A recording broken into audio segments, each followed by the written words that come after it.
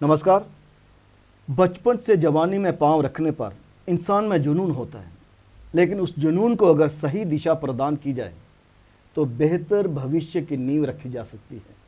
हाँ, उस उम्र में भटकाव भी होता है, लेकिन अगर जुनून सही दिशा की तरफ इंसान को प्रेरित करता हो और इंसान की मंजिल की तरफ नज़र हो तो फिर फल भी मिलता है। अस्तित्व, भाषा, संस्कृति और विरासत के आज के अंक में आपकी मुलाकात करवाएंगे युवा रंगकर्मी से, जिन्हें रंगमंच का जुनून है, तरुण सिंह चाड़क। तरुण, आपका एक्सेलसियर स्टूडियो में बहुत बहुत स्वागत है। धन्यवाद सर, और डेली एक्सेलसियर का भी बहुत धन्यवाद कि आपने मुझे यहाँ बुलाया। आपको रंगमंच के प्रति जुनून कब हुआ? बचपन से? हाँ, बचपन खैर, अभी आपने बचपन से सीमा लांघ कर अभी जवानी में प्रवेश किया है। जी जी, तो ज़्यादा वर्ष नहीं हुए होंगे। जी बिल्कुल। एक्चुअली मेरे को बचपन से एक्टिंग वगैरह का शौक भी था बहुत ही ज़्यादा। तो कॉलेज टाइम पे क्या कि मेरा भाई ना नाटक करता था रविंदर सर के साथ। अच्छा। तो एक दिन वो मैं उसका नाटक देखने के लिए चला गया। उसका नाटक का था, प्ले था वो हैमलेट। अच्छा। तो देखते देखते ऐसे यार कि एक बहुत ही अच्छे आर्टिस्ट है वो संदीप ठाकुर, वो मेन कैरेक्टर निभा रहे थे हैमलेट का। तो उनको देखते देखते ऐसे बिलीव लगा कि जैसे यार ये मेरे साथ हो रही है चीज़। जैसे वो परफॉर्मेंस कर रहे थे, रो रहे थे, हंस रहे थे। अब नाटक में पूरी तरह से डूब गया। मैंने कहा यार ये लाइव चीज़ है, ये अचानक से ये क्या हो रहा है मेरे साथ। मुझे पता नहीं था कि एक्टिंग भी ऐसे अगर लाइव देखी जाए तो ऐसे होते हैं। हमने फिल्मों में देखा है, गाने से ऐसे इमोशनली बंदा हो जाता है, पर वहाँ जाके देखा अलग ही ऑर्नामेंट था, हम खो गए। नाटक खत्म होने के बाद भी मैं उस प्ले के दौरान 2 दिन तक जब मैं घर में था उसी में उभर नहीं पाया। मैं उसी के बारे में सोच रहा था कि यार वो कैसे था, उसके साथ क्यों हो गया, ऐसा नहीं होना चाहिए था। मैं इतना हालांकि वो एक फिक्शन ही था, रियल कैरेक्टर था नहीं, पर फिर भी मैं उसके बारे में इतना सोच रहा। फिर मुझे ऐसा लगा कि यार मेरे को भी इस लाइन में घुसना है, कैसे करके। फिर मैंने अपने भाई से बात की, उसने मुझे रविंद्र सर से मिलाया, फिर वैसे मेरी जर्नी स्टार्ट हो गई उनके साथ। बचपन में स्कूल में भी आपने नाटकों में काम किया? नहीं, मैंने स्कूल में नाटकों में कोई काम नहीं किया। हाँ, मॉडलिंग वगैरह का शौक था, मैंने मॉडलिंग की थी, एक्टिंग में कोई काम नहीं किया था मैंने। तो थिएटर करना इतना आसान भी नहीं होता, उसके लिए आप कैसे वर्क करते हो? बहुत ही मुश्किल होता है कि एक तो टाइम निकालना बहुत मुश्किल होता है कि जब आप स्टडी कर रहे हो तो पेरेंट्स का वैसा सपोर्ट भी कम रहता है। हमारे जम्मू में तो बिल्कुल भी नहीं होता कि इस चीज़ को लेकर के हमारे घर वाले तो बोलते हैं ये चीज़ ऐसे ही है, शौकिया तौर पे। तो क्योंकि फाइनेंशियल सिक्योरिटी नहीं है ना, बिल्कुल नहीं। पेरेंट्स चाहते हैं कि मेरा बच्चा जो है बड़ा होकर थोड़ा कमाने भी लगे। हाँ, और यहाँ कमाने के लिए फिर पढ़ना पड़ता है। जी बिल्कुल, प्रोफेशनल कोर्सेज करने पड़ते हैं। जी बिल्कुल। तो थिएटर करते हुए क्या इतना वक्त मिल पाता है? एक्चुअली हाँ बिल्कुल। कहते हैं ना कि अगर तुम किसी काम को पूरी शिद्दत से चाहो तो कैसे भी करके वो निकल जाता है, मैनेज करना पड़ता है। बिल्कुल। हालांकि अभी भी मैं स्टडी कर रहा हूँ, जॉब भी कर रहा हूँ साथ साथ में, फिर भी मैं प्ले रेगुलर कर रहा हूँ अपना। मैं जो भी एक्टिविटी है थिएटर को लेकर मैं रेगुलर ही कंटिन्यू की हुई है, मैंने कभी रोकी नहीं उस चीज़ को लेकर। आज भी मैं कर ही रहा हूँ उस चीज़ को लेकर। एक एक्स्ट्रा करिकुलर जो एक्टिविटीज़ रहती हैं जो पर्सनैलिटी डेवलपमेंट में बहुत बड़ा योगदान देती हैं, उसमें थिएटर भी आता है? जी बिल्कुल आता है, बिल्कुल आता है। और हालांकि ये होता है कि आप एक इसको आप एक्टिविटी कह रहे हो, एक टाइम पे होता है ये एक जुनून बन जाता है। इसके लिए बंदा हर एक चीज़ छोड़ने के लिए तैयार हो जाता है, जो हालांकि हमारे साथ अभी हो रहा है कि अगर हमें लगता है कि बहुत बड़ा अगर आगे जाके प्लेटफॉर्म मिल जाए तो हम सब कुछ छोड़ सकते हैं इस चीज़ के लिए। इसमें ग्लैमर का कितना बड़ा हाथ है? देखो कि ऑनेस्टली आपसे जानना चाहेंगे। हाँ बिल्कुल बताता हूँ मैं आपको। हम जैसे मेरे फ्रेंड्स भी थे, जब मैं थिएटर करने लगा तो उन्होंने ऑन स्टेज देखा कि जहाँ मैं कुबन का प्ले निभा रहा हूँ या बड़े अच्छे अच्छे कैरेक्टर निभा रहा हूँ, तो उनको भी शौक पड़ा कि मेरे को भी ये प्ले करना है, मेरे को भी नाटकों में घुसना है। ठीक है, उनको मैं लाया। जब उसके बैकग्राउंड के बारे में पता चला कि नहीं, जब उसकी रिहर्सलें ऐसी होती है, स्टेज पे जो नज़र आता है स्टेज के पीछे उससे बहुत ज़्यादा करना पड़ता है। हाँ, बस उन्होंने वो चीज़ देखी, उन्होंने उसी टाइम छोड़ दी। नहीं, हमसे नहीं होता, क्योंकि वो आपका कंफर्ट जो छोड़ के आपको थिएटर एक बेसिक चीज़, हर एक चीज़ के बारे में आपको बताता है। वहाँ कभी कभार हमारे पास रिहर्सल के लिए स्पेस भी नहीं होती है। हमने अभिनव के थिएटर में पेड़ों के नीचे 2-2, 3-3 महीने ही रिहर्सलें की है। इतनी गर्मी में की है, ना पानी की सुविधा ना कुछ खाने की सुविधा, फिर भी की है। तो वो चीज़ जो होती है वो बहुत मायने रखती है कि अगर वो फेस निकल गया ना तो ग्लैमरस नाम की कोई चीज़ मेरे को लगता है थिएटर में वही ग्लैमरस है, वही सब कुछ है। उसके अलावा मुझे नहीं लगता कि ग्लैमरस नाम की कोई चीज़ होती है। ग्लैमरस तो हम अपने पर्सनल लाइफ में होते हैं, सब होते हैं, बस स्टेज नहीं, मेरे कहने का मतलब था ये, जैसे आमतौर पर जो भी मैं कहूँगा, बहुत से लोग जो थिएटर में पदार्पण करते हैं उनके दिमाग में माइंडसेट में ये रहता है कि मैं थिएटर को यूज़ करूँगा लैडर, एक सीडी की तरह इस्तेमाल करूँगा, उसके बाद मेरा लक्ष्य जो है टेलीविज़न, वेब सीरीज़, फिल्म्स। कभी दिमाग में ये चीज़ आई? बिल्कुल आती है, क्योंकि थिएटर एक आपको बेसिक एक क्राफ्ट सिखाता है, एक एक्टर को कैसे ग्रो अप करना है, कैसे बूस्ट करना है, वो एक थिएटर ही सिखा सकता है। और मुझे लगता है कि जो थिएटर के बिना एक्टिंग होती है बड़ा मुश्किल टफ है, क्योंकि आप एक बार एक्टिंग कर लोगे, 2 बार कर लोगे, तीसरी बार आप नई चीज़ कहाँ से लाओगे, वो आपको थिएटर सिखाता है। वो आपको क्राफ्ट पे काम करना, वो आपको थिएटर सिखाता है, क्योंकि थिएटर ही ऐसी चीज़ है कि हमें लाइव चीज़ करनी होती है, ऑन द स्पॉट हर एक चीज़ करनी होती है। कभी कभार सिचुएशन ऐसी होती है कि हम चीज़ें भूल जाते हैं, उसी टाइम हमें इम्प्रोवाइजेशन करनी पड़ती है। तो मुझे लगता है सबसे बेसिक चीज़ जो होती है थिएटर होती है, वो करना बहुत ज़रूरी है। जब पर्दा खुलता है स्टेज पे, बिल्कुल तो स्टेज पे ही लाइट रहती है, जी आगे अंधकार होता है, अंधेरा होता है, जी उस वक्त एक्टर पर्दे के पीछे आता है, परफॉर्म करता जी है और करेक्टर में डूब कर परफॉर्मेंस देता है। जी कितना अच्छा लगता है जब स्पॉन्टेनियसली आपको इंस्टेंट रिएक्शन मिलता है परफॉर्मेंस के बाद। बहुत ही अच्छा महसूस होता है। हमें लगता है कि जो हमने रिहर्सल की है, जो हमने इतने दिन से मेहनत की है, वो आप अभी हमारी रंग ला रही है, और बहुत हमें ग्रो मिलता है उस चीज़ को लेकर, बहुत बूस्ट मिलता है उस चीज़ को लेकर। हालांकि हमारे फैमिली वाले भी होते हैं, वो भी क्लैपिंग करते हैं, तो कभी कभार एक आध बार उन पर नज़र चली जाती है, एज ए एक्टर होते करेक्टर में ही है, बट एक बार नज़र चलती है, पर बहुत अच्छा लगता है उस चीज़ तो को उसमें लेकर। भूलने का आसार तो नहीं बनते? नहीं नहीं, क्योंकि हमारी प्रैक्टिस इतनी होती है कि हम भूलने को कोई ऐसे सवाल ही नहीं पैदा होता है हम पे, क्योंकि हम उसमें खो गए होते हैं। हमें लगता है कि जिस टाइम पे अगर मैं भगत सिंह कर रहा हूँ तो मैं भगत सिंह ही हूँ, मैं तरुण नहीं हूँ उस टाइम पे। तो वो जो भगत सिंह है वो अपना कैसे भूल सकता है? आपने प्रोसीनियम थिएटर भी किया है, मैं बोल रहा हूँ जैसे अभिनव थिएटर हो गया, जी। सभागार के अंदर जो नाटक होते हैं जिन्हें प्रोसीनियम कहा जाता है, जी जी उसके साथ साथ नुक्कड़ नाटक भी एक विधा है। जी, नुक्कड़ नाटक। जैसे मैंने कहा कि जैसे आप स्टेज पे चढ़े हैं तो स्टेज पे लिट अप है, स्टेज तो है लिट अप, लेकिन आगे अंधकार है, जी तो कॉन्फिडेंस लेवल वैसा होता है कि मुझे कोई देख नहीं रहा, मैं तो नाटक में हूँ।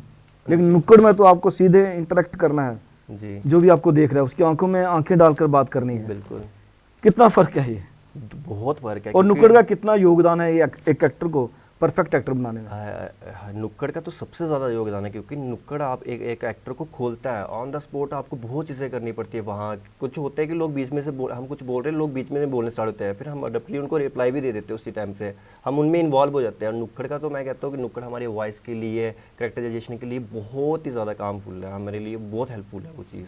आप नाटकों की स्क्रिप्ट भी पढ़ते हैं? जी बिल्कुल पढ़ते हैं।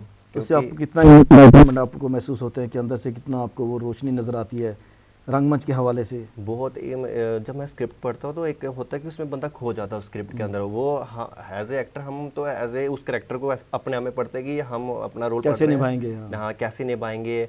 कभी कभार फिक्शन जैसे करेक्टर होते हैं, ये देखते हैं कि यार ये कैसा होगा, इसकी हाइट कैसी होगी, ये बोलता कैसे होगा, इसका वेशभूषा कैसी होगी।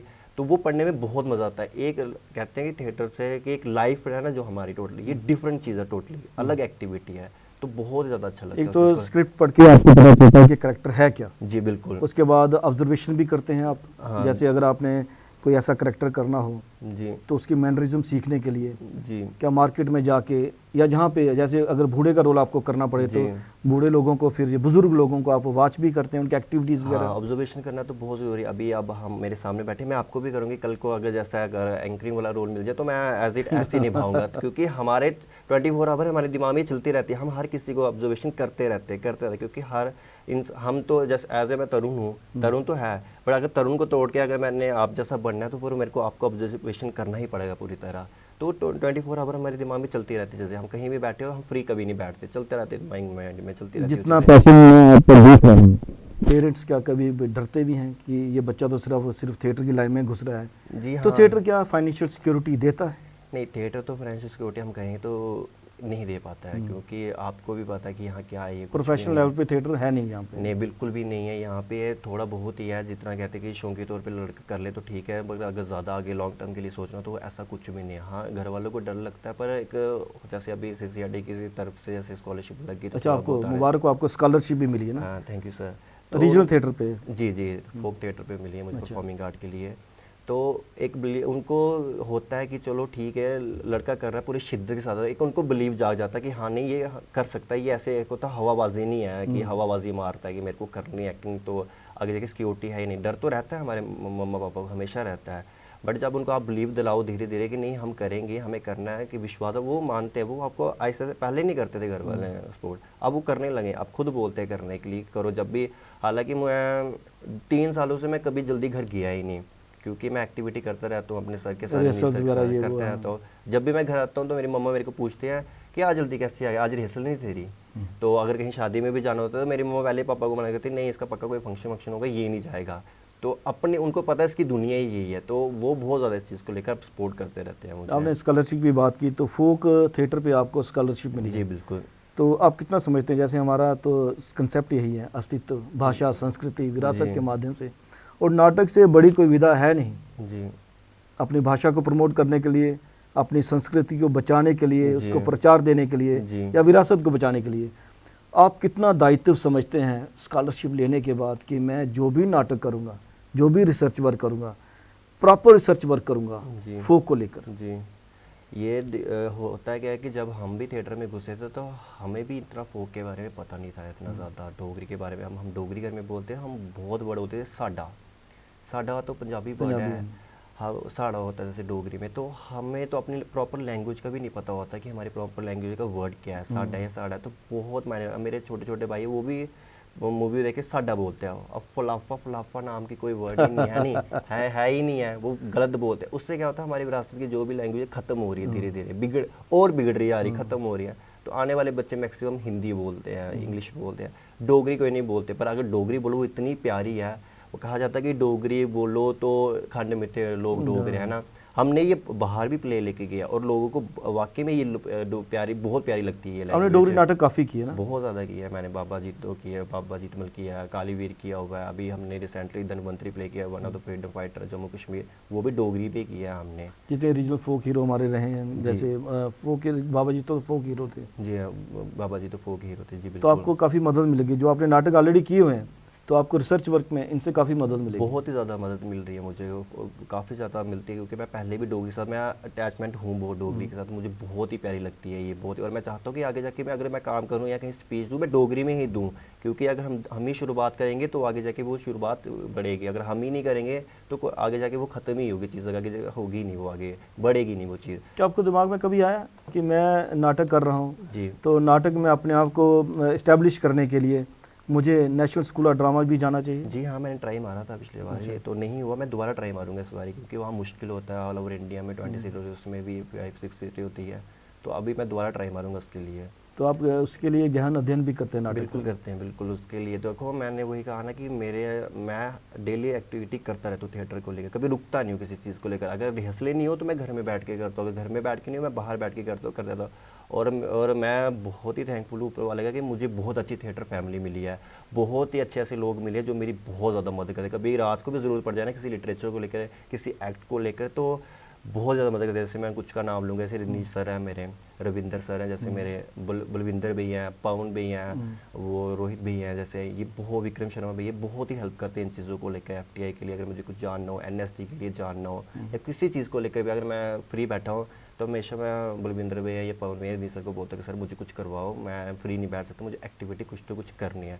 तो मैं इस चीज़ के लिए भी बहुत थैंकफुल हूँ कि ये मेरे को कुछ तो कुछ एक्टिविटी देता है। और इससे क्या होता है कि जो मेरा जो ज्ञान है ना मेरा बढ़ ही रहा है, तो ये मेरी NSD में काम आएगा या FTI में काम आएगा ही आएगा ये, क्योंकि FTI NSD है ही कल्चर को लेकर है, एक्टिंग को लेकर, तो ये मेरे वहाँ चीज़ें काम आएंगी ही आएंगी। हम लोग जब भी बाहर जाते हैं तो एक चीज़ अनुभव करते हैं कि जो भी थिएटर जहाँ पे होता है, जो कॉम्प्लेक्स रहते हैं थिएटर एक्टिविटीज़ के, वहाँ पे नाटक करने वाले बैठे होते हैं। जी बिल्कुल। चाहे वो बैक स्टेज काम करते हो जी या ऑन स्टेज काम करते हो, वहाँ पे एक डिस्कशंस रहती हैं, क्रिएटिव डिस्कशन से आदमी सीखता भी बहुत कुछ है। बहुत कुछ है। लेकिन जैसे मंडी हाउस में नज़र आता है वह वातावरण जी जम्मू में नज़र नहीं आता। आप लोग मिस करते हैं उस चीज़ को कि जहाँ पर एक साथ बैठ के डिफरेंट ग्रुप्स के लोग बैठकर क्रिएटिव डिस्कशंस करें, एक दूसरे के तोड़े मत, हाँ उनसे बिल्कुल। सीखें, एक दूसरे से सीखें। और जब भी कोई परफॉर्मेंस हो किसी भी नाटक की जी तो सारे उसको देखने भी जाएं। जी बिल्कुल जाए। ये ना हो कि अंदर नाटक चल रहा हो, बाहर डिस्कशन चल रही हो। और आते ही नहीं है, मैक्सिमम ग्रुप आते नहीं, क्योंकि सब अपने अपने ऐसे बिजी होते हैं। और कुछ नाटक देखने के लिए छोड़ो परे क्या नाटक देखना, ऐसे ही होगा वैसे होगा, पर हर नाटक से कुछ तो कुछ सीखने के लिए मिलता है। और अगर हम अपनी फैमिली जितनी थिएटर, अगर थिएटर फैमिली ही एक दूसरे को सपोर्ट नहीं करेगी तो कौन बाहर से करेगा? कौन आएगा? तो कोई नहीं करेगा। तो हम एज ए यंगस्टर मैं यही कहता हूँ कि जितने भी हम थिएटर फैमिली, हर किसी को आना चाहिए, और हर नाटक से कुछ तो कुछ सीखने के लिए मिलता है। ठीक है, सीखने के लिए नहीं मिलेगा, गलत किया, पर आपके दिमाग में होगा ना ये चीज़ गलत की, वो आप ही गलती आप नहीं तो चलो करोगे। बाद में डिस्कशन में समझा भी सकते हैं कि मेरा व्यू पॉइंट ये है, जी तो बिल्कुल। वो आपको समझाएगा नहीं, आपका व्यू पॉइंट एक तरह, मेरी परफॉर्मेंस में यही चीज़ चाहिए थी, मैंने वैसा किया, जी बिल्कुल। तो वो डिस्कशन से ही उभर के चीज़ें आएंगी। हाँ बिल्कुल। जैसे हम मेरा नाटक होता है, मैं स्पेशली जिनको मैं मानता हूँ, बलविंदर भैया, पवन भैया, इनको मैं स्पेशली बुलाता हूँ कि आप मेरा नाटक देखने के लिए ज़रूर आओ, क्योंकि मुझे जानना है कि जब मैंने परफॉर्मेंस की कैसी की, कहाँ गलती की, कहाँ नहीं की, मुझे बताओ इस बारे में। हर जितने भी मेरे हैं नॉन, जितने भी थिएटर में, मैं हर एक किसी से पर्टिकुलर से जानता हूँ, और वो स्पेशली फिर आते भी हैं, उनको पता है ये पूछेगा, फिर हम बाद में बोलेंगे कि अब कुछ नाटक होते हैं बलविंदर बेग जैसे होते हैं, पवन बेग होते हैं, फिर हम उनके देखने जाते हैं, फिर वो हमसे पूछते हैं। ये बहुत अच्छा लगता है। एक्सचेंज ऑफ थॉट्स रहना चाहिए। हाँ बिल्कुल रहना चाहिए। देखो ना ऐसे ही खुलेंगे ना, क्योंकि हम एक ट्रेनिंग तो ले ही नहीं रही है, ये हम यहाँ कोई प्रोफेशनल ट्रेनिंग तो हम ले, हमने यहीं से ट्रेनिंग करनी है, यहीं से हमने सीखना है, थिएटर से ही हमने सीखना है और एक दूसरे से सीखना है। जैसे आपसे हम सीखने के लिए बहुत कुछ है, आप भी एक इंस्पिरेशन हो मेरी ज़्यादा, क्योंकि देखा कि मैंने कि थिएटर में जब मैं आया शुरुआत में इतना कुछ था नहीं देखने के, जब मैंने देखा मैंने कहा नहीं थिएटर में भी बहुत कुछ है। हम सोचते हैं कि बॉलीवुड में क्या कैमरा एक्टिंग में है, नहीं थिएटर में भी आज करने सबसे ज़्यादा टफ है। बहुत अगर आपने थिएटर अच्छा कर लिया, फिर जो कैमरा फिर ज़्यादा मायने नहीं रखता। ज़्यादा नहीं, वो कैमरा तो टेक्निकल है ना, पर जो एक्टिंग है वो तो आपको थिएटर ही सिखाएगा। हाँ, तो बड़ा कुछ सीखने के लिए, बहुत ज़्यादा कुछ सीखने के लिए वो थिएटर ही देता है हमें सीखने के लिए। मुझे नहीं लगता कहीं हम कहीं, क्योंकि कैमरा के आगे आपको स्क्रिप्ट दे देंगे और आपने उसको लर्न करना और बता देना। आप एक बार बता दो, एक्टिंग करोगे, डिफरेंट कट्स हो जाते हैं उसमें, तीसरी बारी तुम क्या करके दिखाओगे, वो तो थिएटर ही सिखाता है ना, जिसके कहते हैं क्राफ्ट कैरेक्टराइजेशन, वो थिएटर ही सिखाता है हमें। जो आप कई वर्षों से आप तो लगातार नाटक कर रहे हैं, तो जम्मू में जब भी एनुअल ड्रामा फेस्टिवल होता है तो डोगरी के बड़े कम नाटक उसमें पेश किए जाते हैं, क्या वजह है? एक्चुअली जो हमारे जहाँ राइटर, मैं इसलिए पूछ रहा हूँ क्योंकि आप नौजवान हैं जी, तो आप ही भविष्य भी हैं बेसिकली, रंगमंच के हवाले से बात की जाए तो आपको स्कॉलरशिप भी मिली है, आप काम भी करना चाहते हैं इस दिशा में। बिल्कुल।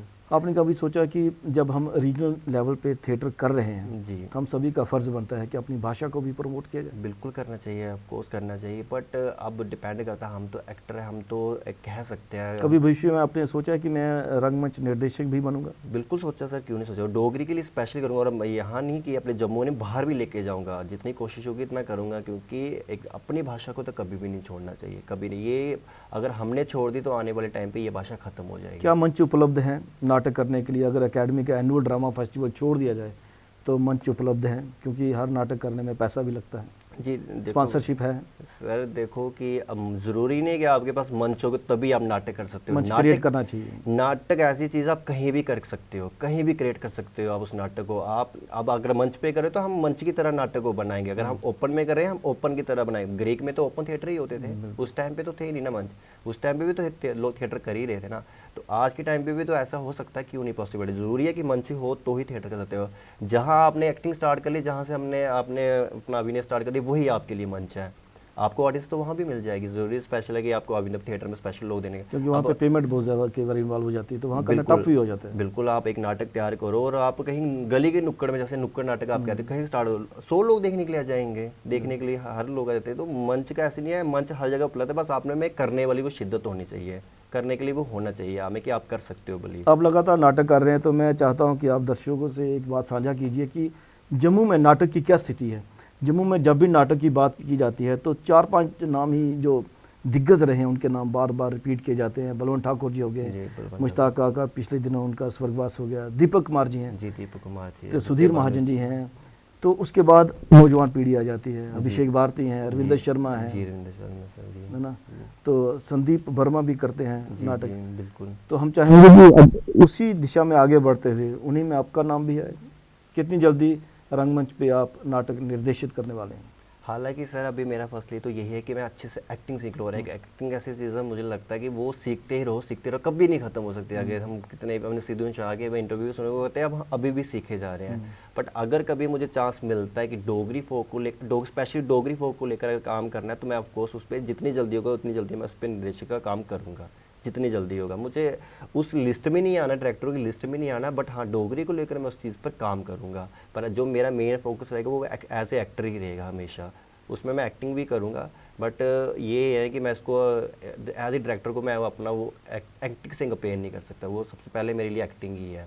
चलो उम्मीद करेंगे आप एज एक्टर भी अपने आप को उभारें और रंगमंच को जल्दी ही तरुण सिंह चाड़क के नाम पे एक और रंगमंच निर्देशक भी प्राप्त हो। जी, अभी फिलहाल तो मैं डोगरी पे असिस्टेंट डायरेक्टर का काम करता ही हूँ रजनीश सर उनके साथ। मैं उनके जब भी कोई डोगरी नाटक करते हैं मैं उनके साथ असिस्टेंट डायरेक्टर का काम करता ही करता हूँ, क्योंकि डोगरी को लेकर मेरा रुझान बहुत ही ज़्यादा। असिस्टेंट डायरेक्टर से आपका सफ़र डायरेक्टर तक पहुँचे। जी आप एक्सेलरेटर स्टूडियोज में आपका बहुत बहुत धन्यवाद। Thank you sir, thank you. अस्तित्व के इस अंक में आपने बातचीत सुनी तरुण सिंह चाड़क से। नौजवान है, जुनून है कुछ कर दिखाने का, और रंगमंच को लेकर बहुत समर्पण है। रंगमंच ज़रूरी नहीं आपको फाइनेंशियल सिक्योरिटी देता हो, लेकिन रंगमंच आपको पर्सनालिटी डेवलपमेंट ज़रूर देता है, जो आपके लिए भविष्य में अलग अलग व्यवसाय में अगर आपने जाना हो तो बहुत बड़ा काम का योगदान देता है वो। रंगमंच आपको पर्सनैलिटी डेवलपमेंट में बहुत काम आता है। एक्साइटेड स्टूडियो से करण सिंह कैमरा पर्सन के साथ राजेश्वर सिंह राजू को अब दीजिए इजाज़त। नमस्कार।